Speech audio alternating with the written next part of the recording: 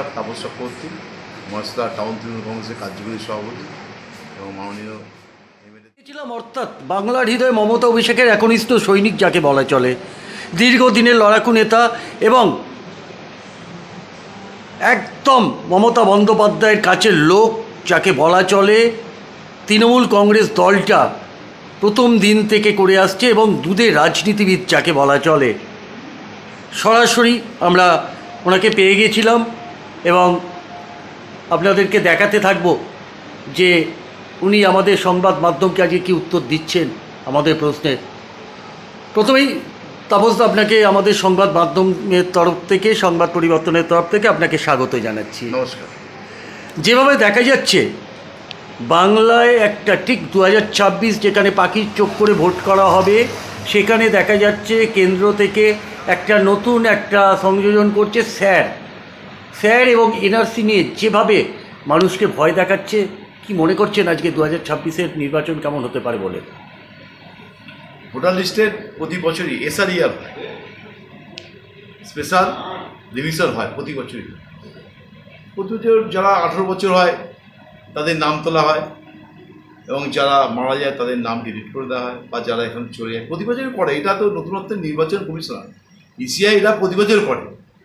এবার আবার এসআইআর করছে, নিবিড় সংশোধনী। আর নিবিড়টা কী সংশোধনী হবে সেটা নির্বাচন কমিশনার জানে।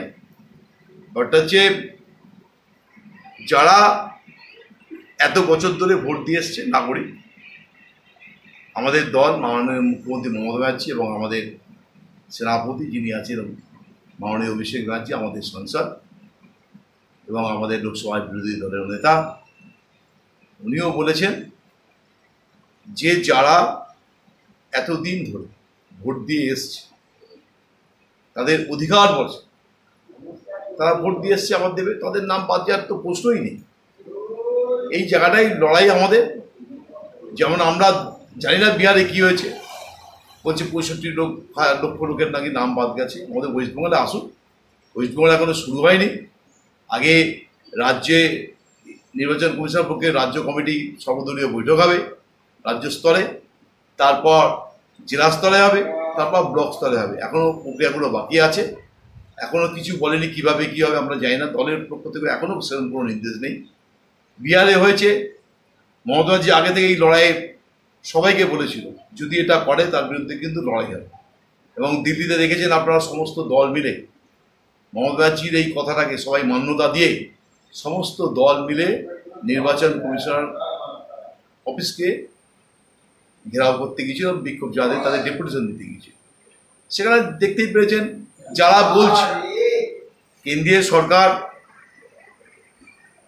যিনি নেতৃত্বে আছে বিজেপি, যার নেতৃত্বে প্রধানমন্ত্রী নরেন্দ্র মোদী, তিনি কি বলছেন?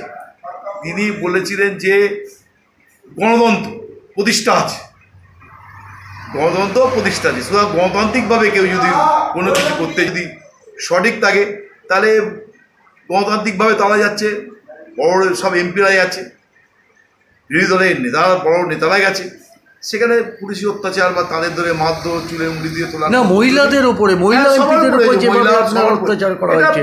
ব্যাপারটা হচ্ছে এই যে গণতন্ত্র নেই, এই যে গণতন্ত্র বিজেপি ধ্বংস করে দিয়েছে, ওটা একটা দৃষ্টান্ত হয়ে রয়েছে।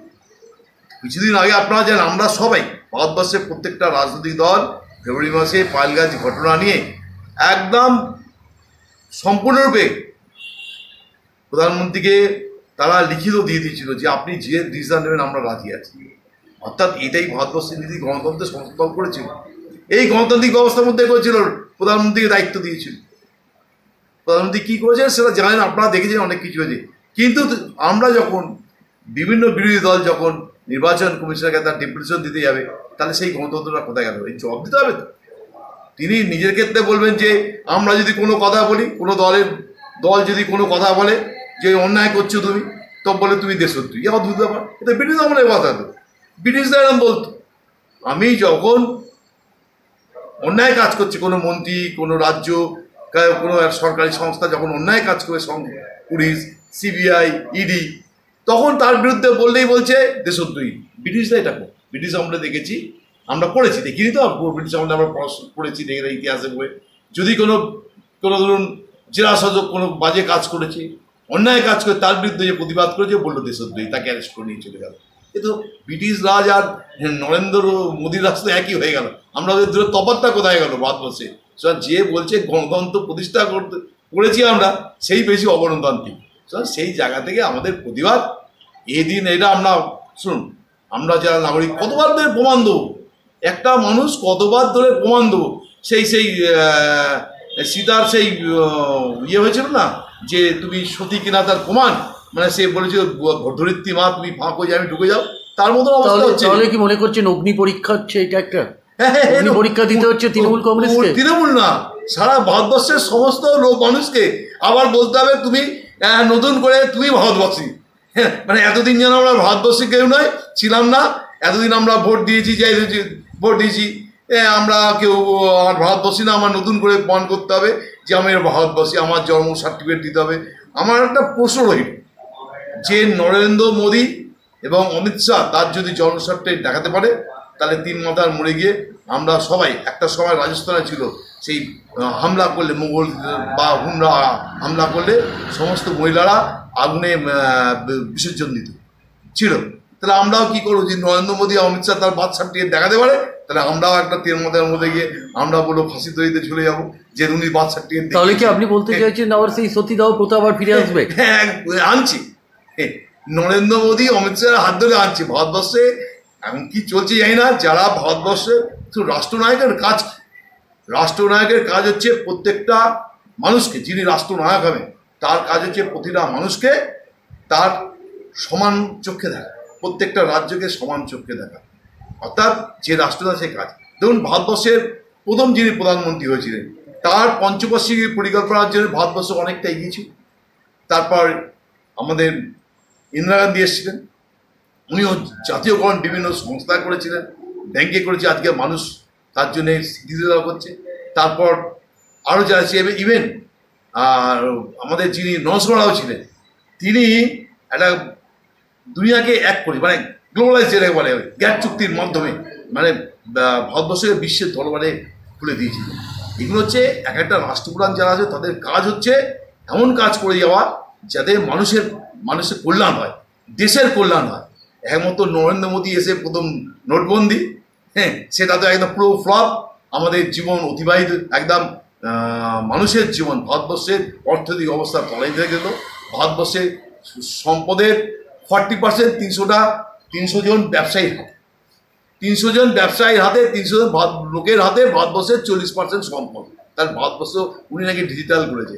হ্যাঁ, ডিজিটালি 300 লোকের পরিবার হাতে ডিজিটাল, আর আমাদের হাতে আমরা কি? তাহলে আমরা ডিজিটাল নই, আমরা সেই পুরনো দিনের লোক। তা উনি সেই জায়গায় আমাদের নিয়ে গেছেন। একটাও ভালো কাজ ভারতবর্ষে এখন উপরে নেই। এরপর জিএসটি, আমরা জিএসটি নিয়ে মমতাজি প্রথম থেকে বলেছেন। দেখুন, উনি আবার বললেন 15ই আগস্ট 2025 উনি বললেন জিএসটিকে সংস্কার করব। তার মানে ওরা ভুল ছিল। তাহলে উনি নোটবন্দি বলছেন ভুল হয়েছিল, আবার তাকে ভুল সংশোধনের 2000 টাকা নোট করলো, সেটা আবার 2000 টাকা নোট আবার বন্ধ করে দিল, আবার জিএসটি চালু করলো, এখন বলছেন উনি সংস্কার করবেন। উনি কী করতে চাইছেন আমরা কেউ বুঝতে পারছি না। আলটিমেট দেশটাকে ধ্বংসের দিকে নিয়ে যাচ্ছে। দেশের অর্থনৈতিক অবস্থা এখন তলানিতে থেকে গেছে। কী অবস্থায় সাধারণ মানুষ চলছে একমাত্র সাধারণ মানুষ জানে, সেটা খুব খারাপ অবস্থা। এর বিরুদ্ধে